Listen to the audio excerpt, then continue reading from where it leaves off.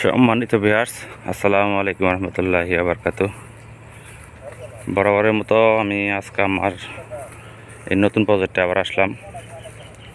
তো আজকে আসছি, আমার প্রজেক্টের একটা সমস্যা হয়ে গেছে। সেই সমস্যার কথাটা আপনাদের মাঝে তুলে ধরার চেষ্টা করতেছি। তো এই যে এই ক্ষেতটা দেখতেছেন আপনারা, আমার এই যে এখানে কিন্তু কয়েকটা ডুবা করা, ওই মাথার গাছগুলো পুরোপুরি সুস্থ। তো এই গাছগুলো একটু সমস্যা হয়ে গেছে, গোড়া পচা রোগ অথবা পাতা পচে যাইতেছে। তো আপনাদের একটু দেখানোর চেষ্টা করতেছি যে কি সমস্যাটা। তো এই পুরাটা প্রজেক্টটি এখনও হয়নি। তো আমার যেহেতু এখানে ডুবা করা, যেমন যে মাঝখানে বাতর করা আছে, এরকম প্রতিটা জায়গায় জায়গায় এরকম বাতর করা, ওই মাথাগুলা যে বাতর করা আছে ওইদিকে পানি ঢুকতে পারে নাই। তো আমার ক্ষেতটা সমস্যা হয়েছে একটা কারণেই।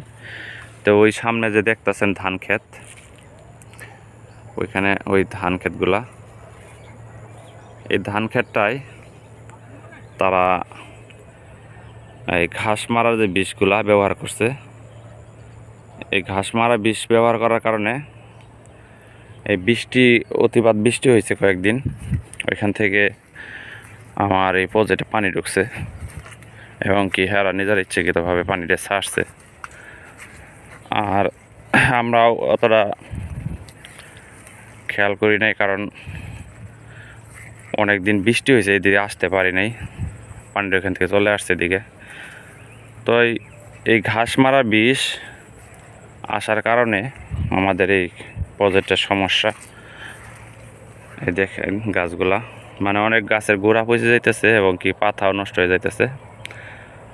এখানে পোড়াটা জায়গা না। তো এই যে সামনে যেটুকু লাল দেখতেছেন, এই জায়গাটুকুই সমস্যা শুধু। কারণ এই যে এখান থেকে আপনাদের আমি দেখানোর চেষ্টা করতেছি, এইখানে এই ধান ক্ষেতের পানিগুলা এই যে এদিক দিয়ে একটা নালা আছে, এই যে সাইডে পানিগুলো এদিক দিয়ে নামার কারণে আমার এই সাইডটা একটু সমস্যা হয়ে গেছে। এই যে সাইড থেকে আবার এইখান থেকে এইখানে সামনে আর একটা নালা কাটা আছে, এই দিক দিয়ে পানি নামছে।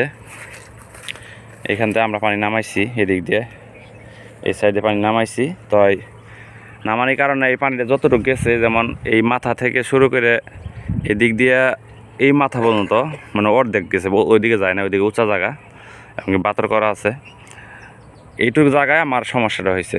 তো আমি আজকে আসছি এই কীটনাশক দেওয়ার জন্য, অথবা আর ওই যে ছত্রাকনাশক রিভার্স, এগুলো আমি আপাতত অ্যান্টিবায়োটিক রিভার্সটা ব্যবহার করতেছি, যাতে দ্রুত আমার গাছটা সুস্থ হয়ে যায়। তো আপনাদের যদি এরকম প্রজেক্টের আশেপাশে যদি ধান ক্ষেত থাকে, তো আমি এটাই বোঝাতে চেষ্টা করতেছি যে যাতে আমার এখানে হয়েছে এরকম যাতে আপনাদের কাছে না হয়। তো আপনারা একটু খেয়াল রাখবেন সবসময়।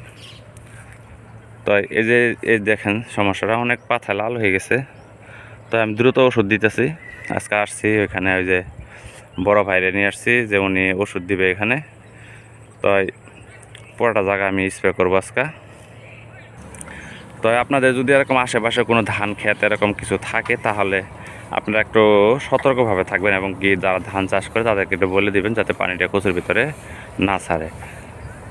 তো সবাই একটু খেয়াল রাখবেন প্রজেক্টের দিকে। আর আমার এইদিকে কোনো সমস্যা নাই ইনশাল্লাহ, এদিকে পুরোপুরি গাছ সুস্থ, যেহেতু এদিকে পানি আসতে পারে নাই, এদিকে গাছ পুরোপুরি সমস্ত সুস্থ আছে, সমস্যা নেই। আর চারার বিষয়টা আমি আপনাদেরকে বলি, আমি গতকাল 2000 চারা পাঠাইছি শেরপুরে। তাই এখন বর্তমানে পর্যাপ্ত পরিমাণে মোটামুটি চারা আমি এখানে বানাইছি, এই জমিতে পুরাটা চারা আছে। আর এই সামনে দেখতেছেন ওইখানে পানি কচুর চারাও আছে। যদি আপনাদের লাগে অবশ্যই আমার স্ক্রিনে নাম্বার দেওয়া থাকবে, সেই নাম্বারে যোগাযোগ করতে পারেন। আর লতিরাজ বাড়ি 1, এটা 12 মাসে একটা জাত, আপনারা 12 মাস চাষ করতে পারবেন। আমি আজকে আসছি লতি ওঠানোর জন্য আর এই কীটনাশক দেওয়ার জন্য। দেখতে দেখাই যে আমাদের যে লতির কোয়ালিটিগুলা, আমাদের লতিগুলো যেভাবে ডিগা থেকে আসে, আর এই যেখান থেকে লতিগুলো আমি আজকে এই লতিগুলো উঠাবো। এই দেখতেছেন এই লতিগুলা, এই যে এইসব লতি আমি আজকে উঠাবো।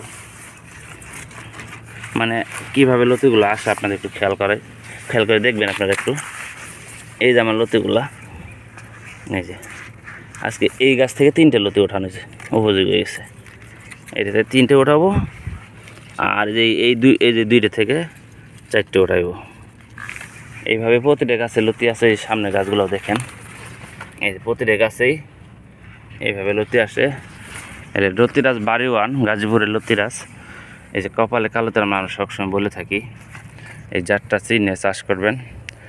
আর আপনারা যদি সরাসরি প্রজেক্টে আসতে পারেন তাহলে সরাসরি প্রজেক্টে আসবেন, প্রজেক্টে এসে আমাদের প্রজেক্ট দেখবেন আমরা কীভাবে চাষ করছি, আর লতিগুলো দেখে যাবেন যে কীভাবে লতিগুলো আসে, লতির কোয়ালিটি দিয়ে। এই দেখেন কত সুন্দর করে এই লতিগুলো আমি আজকে উঠাবো। মানে প্রতিটা গাছেই 3টে 4টে এইভাবে লতি আসছে। এই যে লতিগুলা, এই লতিগুলো আজকে উঠাবো। মানে সামনে যে গাছটা দেখেন, এই গাছটা কয়টা লতি, এই যে 2টাই উপর আছে, আরও 2টা। মানে এর বৈশিষ্ট্যই দিঘা থেকে লতি আসে উপর দিকে, ধানের সিজার মতো উপর থেকে লতি আসে। এই যে গাছটা দেখেন, এই যে উপর থেকে যে লতি আসছে। এইভাবে প্রতিটা গাছে, মানে একটা গাছও মিস যাবে না। তো সবাই ভালো থাকবেন, সুস্থ থাকবেন, আমাদের জন্য একটু দোয়া করবেন।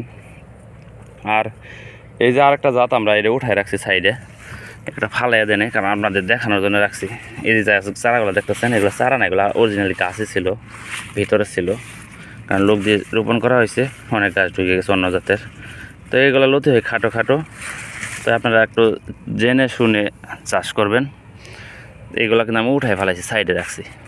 এই যে এইটা, আর এই সামনে যে এইটা সাইডে রাখছি। ভিতরে আমার এগুলো কোনো গাছ নাই, কারণ আমরা চারা বিক্রি করি, কারণ যাতে আপনাদের কাছে অন্য কোনো জাতের চারা না যায়, সেজন্যই আমরা সুস্থ চারা দেওয়ার চেষ্টা করি। তো আপনাদের একটু দেখাই যে আমার যে পানি কচুর, নিউটন পানি কচুটা, এই নিউটন পানি কচুর চারা আমি বর্তমানে বানাইতেছি। তাই এখনই সময় যে চাষ করার, কারণ এই মাসটা গেলে হয়তো সবাই চাষ করবে। তাই যদি আগাম চাষ করে তাহলে করতে পারবে। এই যে দেখেন কীভাবে লতিগুলো আসে দিঘা থেকে, মানে যে একটা লতি, এই একটা, আর এই যেটা উঠানোর উপযোগী হয়ে গেছে। তা আপনাদের একটু দেখানোর চেষ্টা করতেছি।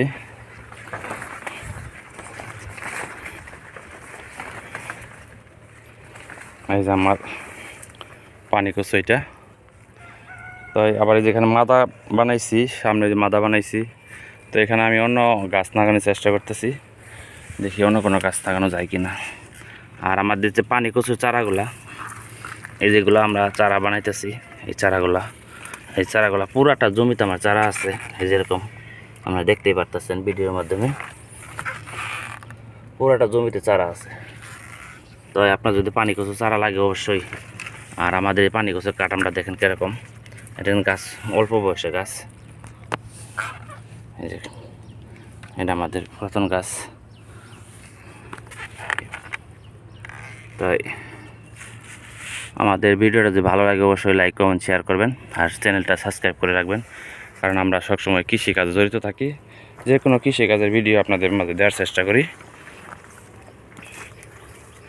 এখানে পর্যাপ্ত পরিমাণ চারা আছে, এই যে ভিতরে চারা দেখা যাইতেছে, অনেক চারা আছে এখানে দেখেন। এগুলো চারা আমি বানাইছি। আর লতির আপনারা খেয়াল করেন, গাছের চারাটা সাইডে শুধু লতি আর লতি, কি পর্যন্ত লতি আসছে দেখেন একটু খেয়াল করে, লতি। কিন্তু আমি লতিগুলা এখনও উঠাইনি, কারণ কি জন্য উঠাই নেই, আমি অনেক ভাই এই পানি কচুর চারা অর্ডার করছেন, তাদের জন্য চারাটি তৈরি করতেছি। তো আমি এই জন্য লতিগুলো উঠাইতেছি না, কারণ অনেক লতি, কারণ আমি লতি উঠাই তাহলে চারা হবে না, কারণ একটা লতি থেকে একটা চারা সংগ্রহ করা লাগে। এই যে গাছগুলো দেখেন, গাছের কারামটা দেখেন কত সুন্দর। আর এই যে ভিতরে চারা, পর্যাপ্ত পরিমাণ চারা আছে। যদি আপনাদের লাগে অবশ্যই স্ক্রিনে নাম্বার দেওয়া থাকবে, এই নাম্বারে যোগাযোগ করে আপনারা চারা নিতে পারেন, অথবা সরাসরি প্রজেক্টে এসে চারা নিতে পারেন। সবাই ভালো থাকবেন, সুস্থ থাকবেন, আমাদের জন্য একটু দোয়া করবেন। ভিডিওটা আজকের মতো এখানে শেষ করলাম। আসসালামু আলাইকুম রহমতুল্লাহি আবরকাতুহ।